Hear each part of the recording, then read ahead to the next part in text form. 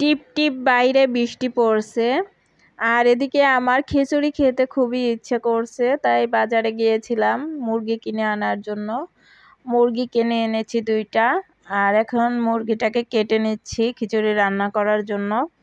বৃষ্টির দিনে খিচুড়ি না হলে একদমই চলে না। কার কার বৃষ্টির দিনে খিচুড়ি খেতে ভালো লাগে জানাবেন। তো আমার তো খুবই মজা লাগে খিচুড়ি খেতে বৃষ্টির দিনে। এখানে আমি পেঁয়াজ ভেজে নিচ্ছি মাংসটা কষানোর জন্য। আর আদা রসুন বাটা সব মশলা দিয়ে মাংসকে ভালোভাবে কষিয়ে নিচ্ছি খিচুড়ি রান্না করার জন্য।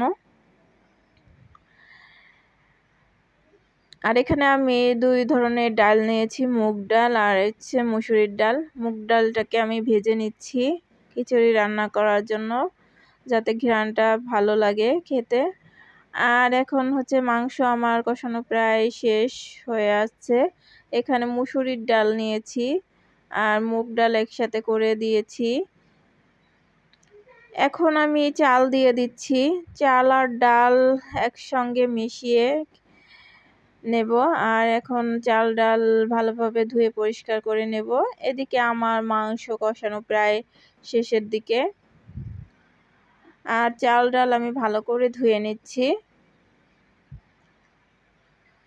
চাল ডাল ধোয়া হয়ে গিয়েছে আমার। এখন পানি ঝরিয়ে নিচ্ছি। এভাবে 2 রকমের ডাল দিয়ে খিচুড়ি খেতে খুবই মজার হয়। এখন আমি কষানো মাংসের মধ্যে চাল আর ডাল মিক্সড করে দেব।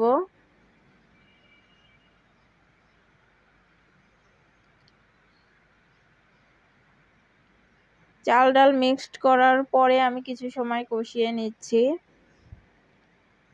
বৃষ্টির দিনে খিচুড়ি যে এত টেস্ট লাগে কি বলবো। আর আজকের খিচুড়িটা আরো বেশি টেস্ট করার জন্য আমি এখানে আস্ত রসুন দিয়েছি।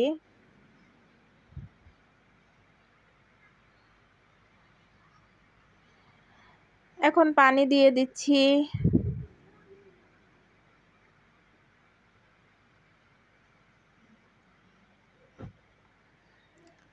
পানি দিয়ে আমি অপেক্ষা করব চালটা ফুটে ওঠা পর্যন্ত। তো আমার খিচুড়ি হয়ে যাচ্ছে। কয়েকটা কাঁচামরিচ দিয়ে দিলাম আস্তা।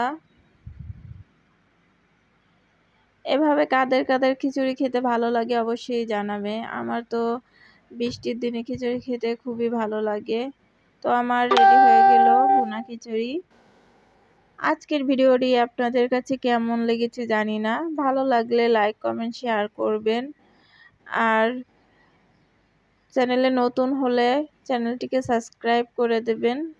সবাই ভালো থাকবেন, সুস্থ থাকবেন এই কামনায় আজকে ভিডিওটি এখানেই শেষ করছি। আল্লাহ হাফেজ।